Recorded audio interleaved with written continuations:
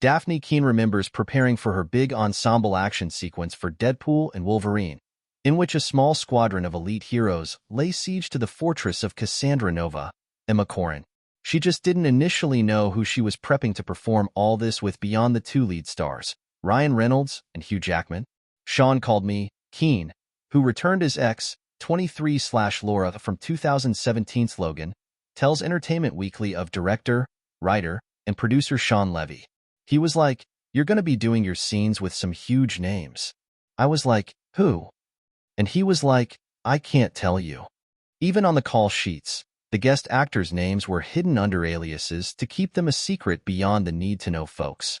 Finally, like a week before, they were like, "It's Jennifer, it's Channing, it's Wesley," Keane recalls. Keane's Laura teams up with Jennifer Garner's Elektra from 2003's Daredevil and her 2005 solo outing. Channing Tatum as Gambit, thereby resurrecting the now-canceled Tatum-led Gambit movie from years ago, and Wesley Snipes as Blade from the original Vampire Hunter trilogy that began with the 1998 namesake entry. Keane, Snipes, and Corrin unpack their big action set piece with EW out of Comic-Con. They are all there very much as the film suggests because they deserve an ending, they deserve to be seen, they deserve a storyline, Corrin says of the surprise guests in the movie. It was so fun to bring those characters to life again. Keane remembers stunt training profusely, like the psycho that I am, she says, when the teen starlet met Garner. I was doing my little claw drills, and Jennifer walked it, she says. Jennifer was all stressed out. She was like, "Oh my God, I haven't done this in 20 years, and she literally starts." The 19-year-old pauses to mimic Elektra's side dagger hand twirls. "Insane," she continues. I was like, "You're fine. You're actually so fine. I'm actually very intimidated right now." Snipes feared he wouldn't be Blade ready to return to the physical aspect of the character. "I don't walk around as Blade every day. You know what I mean," he explains. "With a trench coat and shades and fangs in my mouth. We had to work out. We definitely had to get the body, and my biggest concern was being in condition enough to deal with whatever the action was. They didn't really tell me what the action was going to be, so I prepared for whatever that was going to come. Thankfully, I didn't have to do as much as I thought I would because the action movies are tough. They're not easy at all by any means. About a month into it, I got the body right, and then, with the help of a little customized foam well placed in certain areas, it was all good to go, baby. Let's ride." In terms of actually shooting the sequence in Europe, Snipes says, "Man, it was so cold out there. My nuts shriveled up to about that, brother.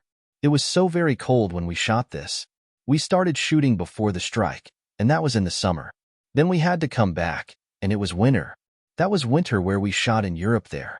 Very, very tough. Doing action scenes in Sub-Zero weather is not easy and not good for your health, that's for sure." Based on fan art posted online, some seem to presume Keane might get a comic book-accurate blue and yellow super suit reminiscent of Jackman's Wolverine. The actress says there weren't any conversations of that nature when I came onto it. She does, however, get Laura's pink sunglasses, the very ones the character steals from the gas station in Logan. I was like, I'm so grown up, I'm completely different, and then I put the sunglasses on, and I was like, oh my God, I look the exact same. Keane jokes, adding, "You're just so badass with little pink glasses." Though Keane didn't wear the blue and yellow suit, she says there were discussions about the t-shirt she wore. One option had a unicorn on it as a reference to Deadpool, but they felt it was too on the nose, so they swapped it for sunglasses. What I'm excited by, which not a lot of people have picked up on, is that her belt is an X-Men belt, Keane says. She has a little X on her belt.